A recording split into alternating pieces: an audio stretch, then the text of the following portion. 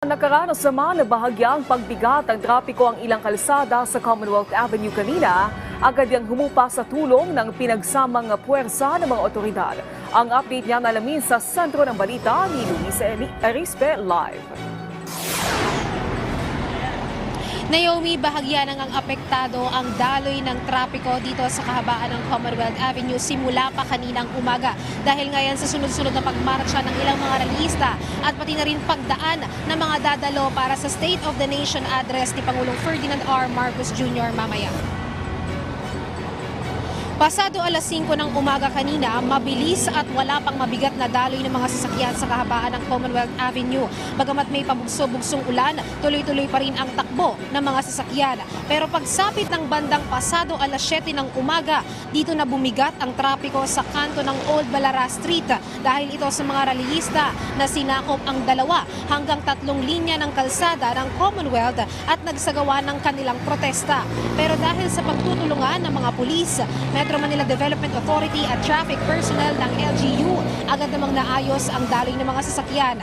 Bukod naman sa Commonwealth, ay isa pang kalsada sa Quezon City ang nagkaroon ng traffic ngayong umaga at ito ay ang Payatas Road. Sumabay pa kasi sa preparasyon ng SONA na may nakabangga umanong truck sa 3 poste kaya bahagyang nagkaroon ng traffic dito.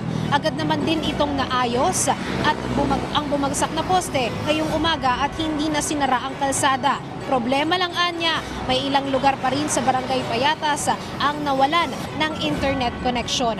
Naomi, maliban naman sa mga nabanggit nating lugar, wala na tayong nakita ngayon ng mabigat na daloy ng trapiko. Pero dahil ngayong hapon, inaasahang magdadatingan ng mga VIP sa batasang pambansa, pinapayuhan pa rin ang iba pang mga sasakyan na iwasan na ang ilang kalsada sa Commonwealth Avenue. Sa inilabas na alternatibong ruta naman ng QCLGU para sa mga manggagaling ng QC Circle papunta ng northbound o Fairview, maaaring umikot at dumaan sa North Avenue, lumusot sa Mindanao Avenue at umikot sa Quirino Highway. Para naman sa mga pa-southbound o Fairview to QC Circle, maaari ring dumaan sa parehas na kalsada.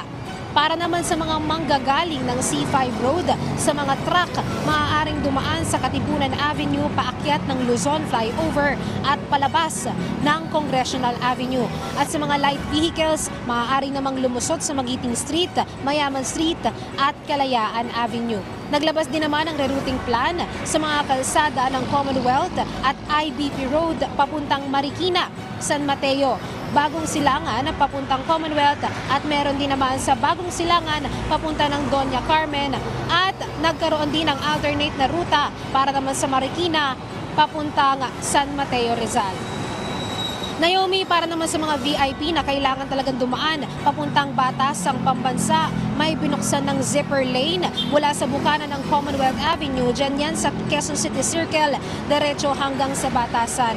Hindi lang naman sa Commonwealth, mahigpit ang seguridad at binabantayan ng trapiko. Naomi, pati rin sa mga boundary papasok ng Quezon City, lalo na sa Batasan, San Mateo Road at Marikina, San Mateo boundary. Katunayan, sa checkpoint pa nga ng San Mateo at Marikina kanina, may nasampulan pang natikitan ang Land Transportation Office. Meron po siyang helmet, ma'am, andyan, kaso nga lang nag-uumpugan po kami, ma'am. Masikip po kasi, may dala kasi akong drum, ma'am. Hindi niyo po alam na may checkpoint kayo dito? Hindi po, ma'am. Pero lagi ba kayo nadaan? Opo, ma'am. Kasi taga Montalban po ako, ma'am. Sa bahay kasi walang tubig sa bahay namin, kaya kailangan namin ng drum para istakan ng tubig. Na-tempohan lang talaga kayo? Natsempohan lang talaga, ma'am. Since ngayon, SONA, dito kami dineploy para at least to minimize the accidents at the same time, yung mga road users natin maging maayos pagdating sa daan. Naomi, sa mga oras na ito, kung makikita mo sa kaliwa ko, ay tuloy-tuloy pa rin yung daloy ng mga sasakyan. Wala pang pagbigat, wala pa tayong traffic na nakikita. Pero kanina, dahil nga merong zipper lane sa southbound ng Commonwealth Avenue o sa kabilang linya ng tinatayuan ko, ay nagkakaroon ng bahagyang build-up dito sa tapat ng St. Paris Church kapag kami dumadaan sa zipper lane at lumulusot sa Batasan Road. Pero kapag naman sa oras na makalusot na yung mga VIP na dadalo at lulusot pupunta ng IBP Road, ay agad namang nagiging maayos yung daloy ng mga sasakyan at nawawala na rin yung traffic. Sabi naman ng Quezon City LGU at pati na rin ng Metro Manila Development Authority ay tuloy-tuloy yung kanilang pagbabantay. Yung zipper lane ay nakabukas hanggang mamaya na makalabas yung mga dadalo dito sa Batasan para nga sa State of the Nation address ni Pangulong Ferdinand R. Marcos Jr. Naomi. Maraming salamat, Luisa Erispe.